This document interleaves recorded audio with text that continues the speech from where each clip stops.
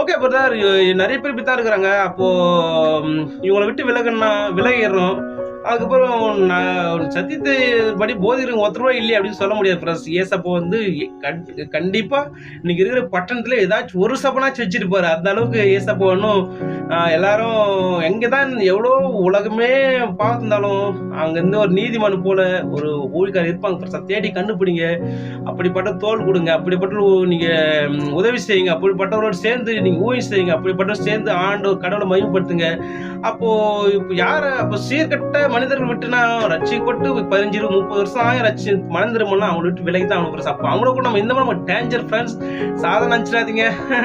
நிறைய வீடியோ போட்டு ஃப்ரெண்ட்ஸ் நம்ம டேஞ்சர், நம்ம எதிர்காலம் பாதிக்கு போகிறோம். நம்ம திருநா கூட போனா நம்ம திருடு தான் ஃப்ரெண்ட்ஸ். விபச்சாரம் கூட சேர்ந்து போனா நம்ம விபச்சாரக்காரர் தான் ஃப்ரெண்ட்ஸ். அவங்களுடைய குணங்கள் அப்படியே நமக்கு ஒரு குடி சாராயத்துக்கு அடிப்பட்டவர்கள், இன்னும் அநேக மண்ணாசுலர்கள், இன்னும் அநேக பெருமை உள்ளவர்கள், அகழ்ந்த கெட்ட வார்த்தை பேசுறவங்க, மதுபானத்துக்கு அடிமைப்பட்டவங்க, இப்படிப்பட்டவர்கள் நம்ம விட்டு விலகிதான் ஆகணும் ஃப்ரெண்ட்ஸ். அவங்க பார்த்தீங்கன்னா என்னத்தான் அவங்க வெளித்தோட்டத்து முடி கரெக்டாக இருந்தாலும், ஆனால் அவங்களுடைய குணங்கள் வச்சு நம்ம கண்டுபிடிச்சு அவங்க விட்டு விலகணும் ஃப்ரெண்ட்ஸ். யாராக இருந்தாலும் எந்த ஊழியக்காரர் இருந்தாலும் ஃபர்ஸ்ட் அவங்க சாட்சி, அவங்க மனைவி சாட்சி கொடுக்கணும். அவங்களுக்கு எந்த ஊழியக்காரர் இருந்தாலும் ஃபர்ஸ்ட் நம்ம ஏன்னா நமக்கு எல்லாருமே சொல்கிறோம் ஃப்ரெண்ட்ஸ். நம்ம ஃபர்ஸ்ட் நமக்கு வந்து நம்ம மனைவி நம்ம லேசணும். கணவன் இருக்காருன்னா அவன் மனைவி ஃபர்ஸ்ட் சாட்சி கொடுக்கணும்.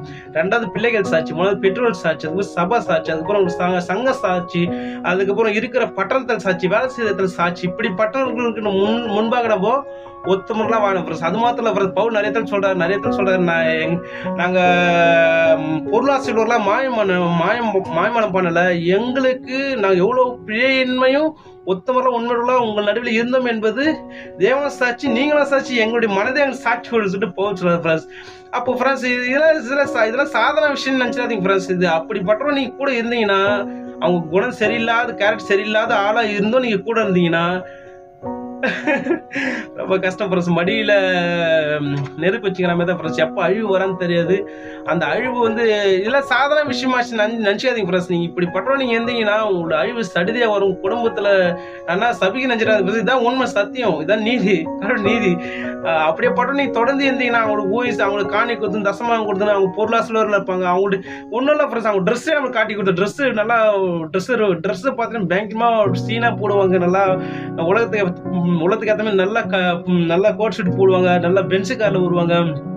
நல்லா பார்த்தீங்கன்னா நல்லா அப்படியே அவங்க பார்த்தா தெரிஞ்சிடும் ஃப்ரெண்ட்ஸ். அவங்க வந்து நம்ம எதுவும் அவங்களுடைய